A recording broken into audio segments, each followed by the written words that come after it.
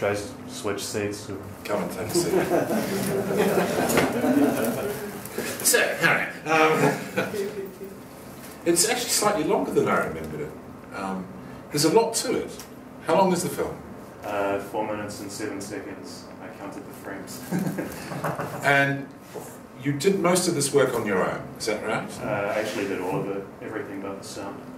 For people who don't know about stop motion, how long are you talking about to get, say, a second of screen time? On a slow day, I was doing 3 seconds a day, 12-hour day. On a really good day, I think my best day was maybe 15, 16 seconds for around the same working time. So it's on and off between other projects, close to a year of animation in there. What's the film trying to say? Because I was just thinking, watching it now, and I thought, I don't know anyone who likes work more than you do. And yet here's this guy who wants to escape from work. I might have to pull a David Lynch and let people have their own interpretation. I don't know, I've heard a few different interpretations of it, and I think sometimes they're more interesting than my own interpretation, so I'll let people say that for themselves. And how long did it take you to make? Well, it's kind of been one of those things. I never really had the money to do it, you know, straight through. I think if I were to do it all over again, I could do it maybe 6 to 12 months, but it's kind of chipping away at it. I made a motion control rig to do so I had to teach myself some basic electrical engineering. 2.5 years, I think, roughly, from start to finish, in between other work. And you did everything on it. I mean, you even made the little clothes for the guy's outfit and created the set. Yeah, everything. The key that he uses to open his wardrobe was melted down from raw pewter and then filed out. It's, yeah, I don't know. It's a lot of work in there. Clearly. I enjoyed it though, it's good. And I know the answer, but these people don't. Why have you come to Budapest? Well, first and foremostly, I have a Dutch passport, and so I can sort of roam freely a bit here. In Europe? In Europe, yeah. And I think as well, New Zealand's so far away from everything else that it's kind of nice to be able to immerse yourself in a bit more of a cultural hub, generally speaking. Well, an arts hub, you know. Mm-hmm. And what kind of work are you hoping to get here? Well, I'm hoping to move slowly into commercials and music videos while chipping away at my own projects. So I've got a few longer form things in development at the moment, both animation and live action. But as far as my professional work goes, I'd like to move into commercials and music videos now, I think. Working with Hungarians, Hungarian talent? Yeah, I think I'm going locally based talent? Work on my Hungarian language a little bit. We all are.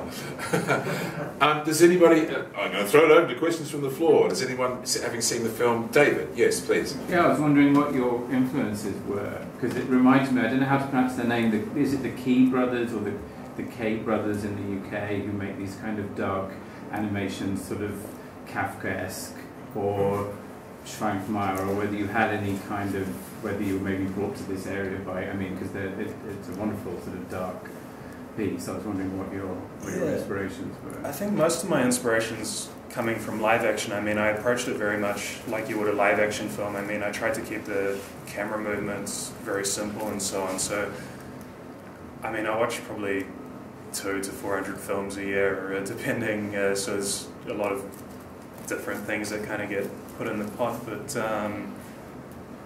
I think from a cinematography perspective, sort of a little film noir and maybe a touch of Eraserhead, I don't know. It's hard to pin down exactly where ideas come from, I think. A lot of different influences. Yeah. Somebody else wanted it. William? About, say, the phone ringing, did you get that on your own, or did you perhaps borrow that from Sergio Leone's Once Upon a Time in America? Because there's phone ringing as well in the film, constantly it continues. Maybe subconsciously I stole it, I don't know. It's one of the most irritating sounds in the world though, yeah. I mean, and that was kind of the point, I guess. Sort of all these things that pull us away from you know, art is something that you have to throw yourself into, I think, wholeheartedly, and there's so many things in life that sort of constantly try to pull you away from what you really want to be doing. So. William? Would you make another animation like that, or is that too painless? I think if the money was there this time, it'd probably help a lot, because a lot of the reason why it was so slow is just because I was waiting for my next paycheck to buy the next equipment or the next whatever. And it was just you? And it was just me. I mean, next time I definitely work with a team. Working by yourself it's an experience, but not necessarily one I'd repeat in a hurry. And there's a lot of investment, I suppose, goes into sort of the set and props and all that sort of stuff. Yeah. Is that something that you think you might use again for another thing? Is that project and it's gone, it's destroyed? Well, it's all in a crate in New Zealand somewhere, but I think I spent about a year animating, and then the year before that was sort of on and off making the set and the puppets and the props, and I think I'd probably try and implement 3D printing or something in the future, because it would make life a lot easier. But yeah, I guess if I did another one, I'd try and reuse some things and so on. Sorry, you dominated the question. That's right. Do you think this part is dying out with so much more sort of computer generated images? Or I honestly think it's in a renaissance at the moment. I mean, if you look at films like Paranorman, Frank and Winnie, but also lesser known films coming from Czech Republic like One Night in One City and Film Forum and so on, you start to... It's starting to pick up steam again. I mean, if anything, Leica Studios in Portland is doing some amazing work. I mean, I showed Scott a trailer a couple of weeks ago and he thought it was 3D. Sure. It's some really, really nice work. Personally, I like the texture aspect of... I like to be able to see that it's not 3D, but no, I don't think it's disappearing. It's just very time-consuming and very expensive. It's always been niche, hasn't it? It still is. Yeah, I think it's just because of the amount of time that goes into it more than anything else. You can only get so many hands on the physical objects. I mean, in 3D, you can duplicate the sets, and you can have animators working on, you know, different shots from the same scene. Whereas with stop motion, you know, you're limited to what you physically have. I mean, the world exists. You know, it's something that you make. It's not a bunch of zeros and ones, which is it's kind of special in that way. I think it's nice to walk into a studio and you have this little 1/6 scale world essentially that comes to life over the course of a year. Excellent. Thank you, Harry. more questions? No. I just wanted to say that from my point of view, I mean, it's a very interesting film, but by watching it and also, you know, hearing that phone ring and also, you know, hearing that beat, you know, which contributes, you know, to the atmosphere, I felt a bit, you know, disturbed by it because I saw a very disturbed character, and if, as an audience member, if you feel a little bit disturbed, you can feel just a fraction about what the character actually feels. So I think it works on that degree. Thanks, I appreciate it. Okay. Works on a deeper level. Yeah.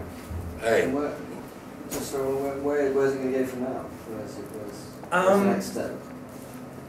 I think early in June I'm going to do an internet release for it. I think I've been sort of toying with festivals and talking to a few festival programmers, but it seems to be quite a difficult film to place anyway because it's animation, it's black and white, it's not really a children's film, and it's so hard to program it somewhere. I mean, it's to try and put that, because I mean most animated films are kind of funny and very cutesy and like family friendly, and to try and put this in a running sequence somewhere is difficult. So I thought, as well with an internet release, you're going to get so many more views than you would trying to hop it from festival to festival. You send out your cinema packages and so on and so forth. So. Unless there's anyone in the audience who'd like to acquire the rights right now for, as long as it's 7-0, no, we're in Hungary, it's going to be more than 7. Well, it's going out on Creative Commons, so...